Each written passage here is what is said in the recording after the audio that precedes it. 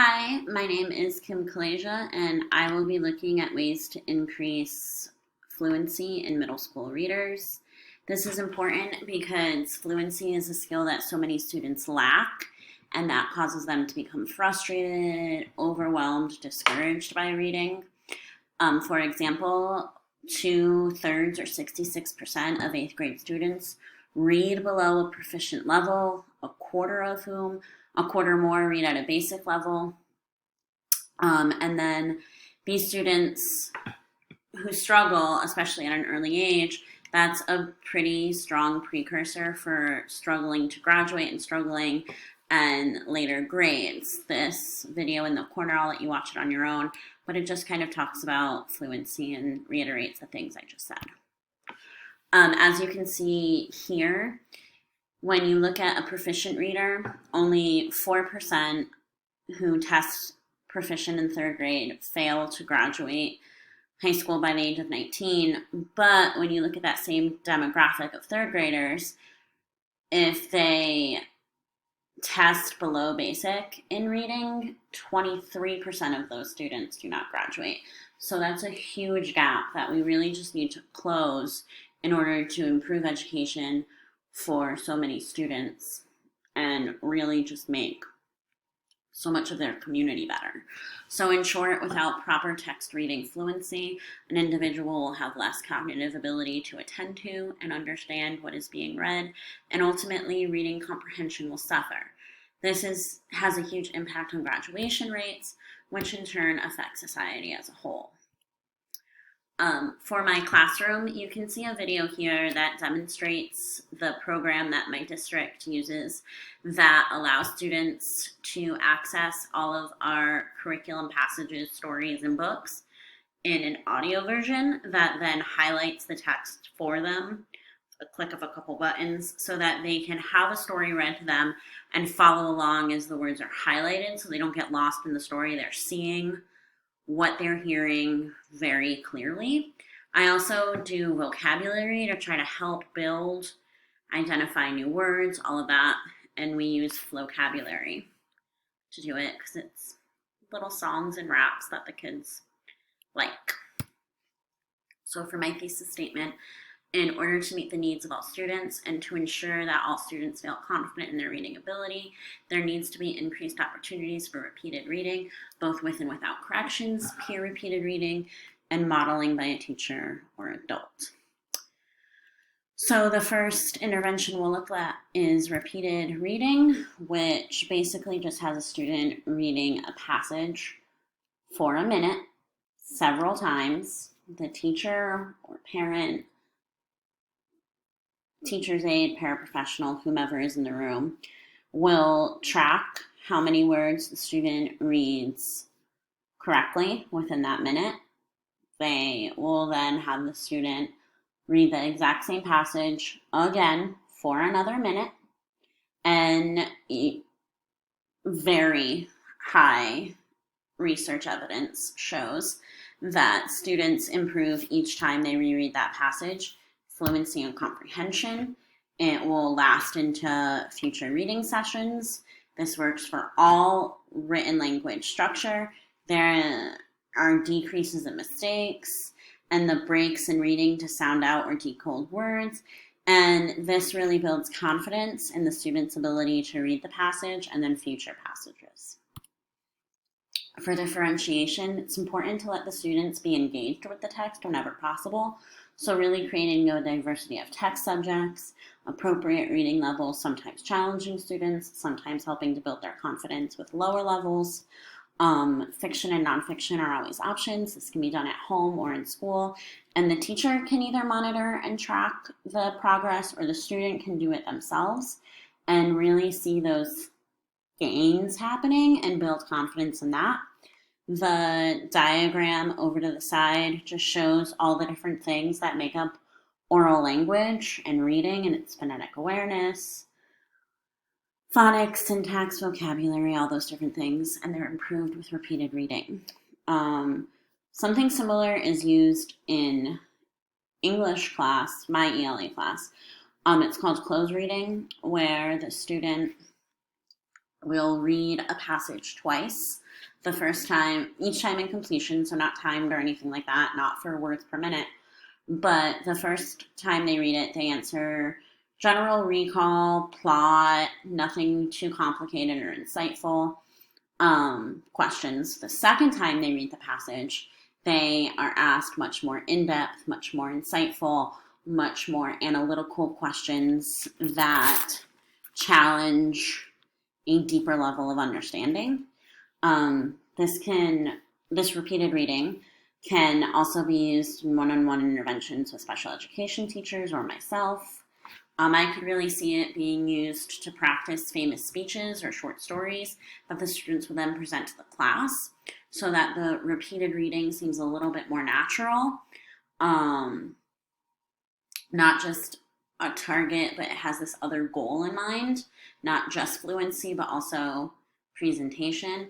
And then I was thinking it might be fun to have some kind of chart on the wall or something that kind of shows the progress of different students throughout the course of the year. So at the beginning of the year, maybe a student can read 30 words per minute at this grade level, but by the end, they're reading a higher grade level, 80 words per minute, and breaking that down into having like a passage given to each student in the class on Monday. They read it for that minute. They see how far they get. They have the whole week in class to practice, to get better, to practice at home. They take it home with them. And then at the end of the week, they read it again. And we kind of compare who's shown the most progress, who has now the most words per minute, who is growing the most and stuff like that. I think it would be interesting to see if kids could get really involved in that, because my kids tend to get really competitive. To monitor progress, it's really simple. You basically just time the minute, count how many words they've read, subtract any words that were read incorrectly, and record that number, and then just repeat the process however many times, and you can see that it's graphed here. In this particular chart by Destiny, it was gone up pretty much every time. And you can see that you just keep track of the story down at the bottom and the date, all of that. Some of the questions and problems that might arise are things with diversity, academic ability, but that doesn't influence repeated reading for fluency, because regardless of background, students show growth with repeated reading, and repeated reading research shows an increase in students' reading-oriented confidence. I thought that students would react pretty negatively to having to read a passage more than once, seeing it as busy work. But again, research and evidence show that achievements were made that were both academic and emotional. Students become motivated and less frustrated to read something over and over again. It's almost comforting, like watching a show more than once, and then that builds their confidence to read in general. It's interesting because, like so many other things, students tend to have some misconceptions about their own fluency, and there's pretty large discrepancies shown between their perceived and actual fluency levels and how much room for improvement they have. So this kind of closes that gap a little bit, and also gives students a realistic perspective of, oh, I can't read 200 words per minute. I can only read this many. And then any of these strategies are kind of time consuming. You are taking time out of the day to repeatedly read passages and all of that. So you're not really moving quickly through material. You're spending a lot of time in it. And how does that fit into a crowded curriculum? Well, it needs to. Developing, decoding fluency, reading skills. The worst readers need the most practice, but aren't really given the opportunity to develop those skills. So taking something like silent sustained reading, SSR, which is pretty passive, and your worst reader is going to sit there and stare at the book or stare at the wall or look around the room, perhaps silent, but not really engaged in the text, that's the perfect time to do something like repeated reading with your students and cycle through it and have them read the same passage. Instead of giving them a whole book, give them a paragraph and say, go practice this quietly to yourself, and things like that. The next intervention is peer tutoring and self-graphing. Peer tutoring is when a more proficient reader reads a passage.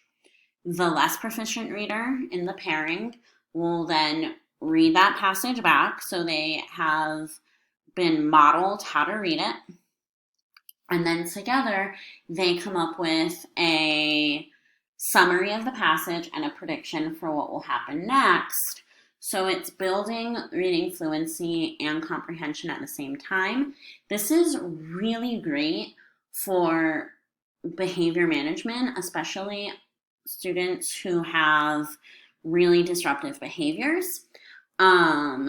That's because their disruptive behaviors tend to decrease because their active responding is increasing. They're engaged. They have to pay attention to read this passage back. They have to work on a summary. They have to make predictions. So it's no longer passive learning.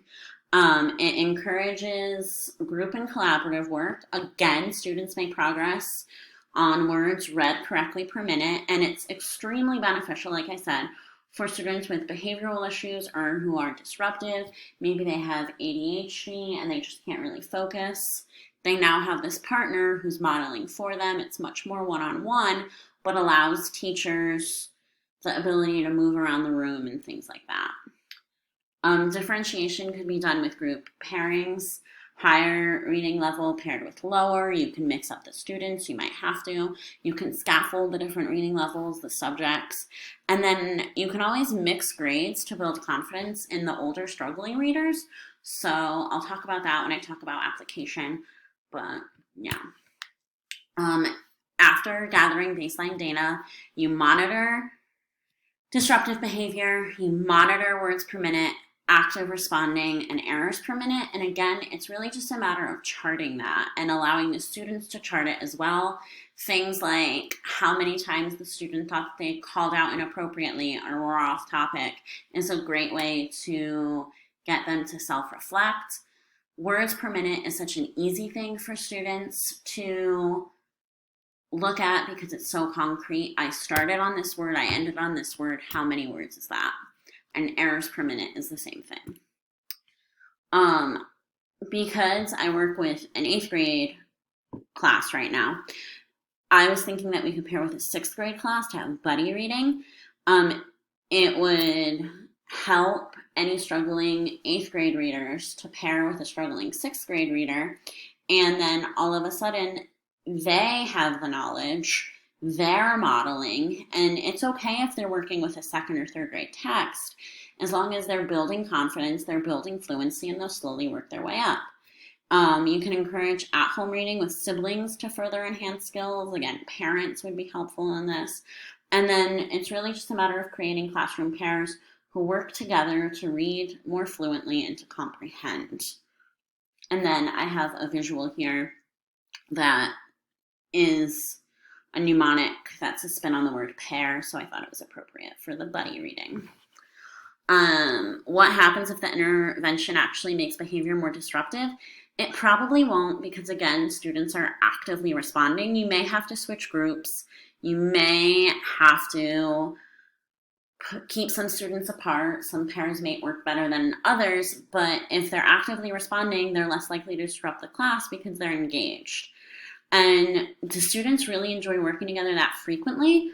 Well, it's probably not an everyday thing, but students said in research results that they liked working 1 to 3 times together weekly. So that's a good thing to kind of pull out on, like, maybe a Friday afternoon, we're going to have some buddy reading and things like that. Not an everyday thing, but sporadically throughout the week to use it. Our final strategy is error correction, which is just when the students read, we correct their errors. We say you said this word incorrectly, and then it allows them to improve upon it for the next time. Repeated reading, the teacher in the video did not explain any of the corrections. He simply said, you read these 5 words incorrectly. Try again. In this video, the teacher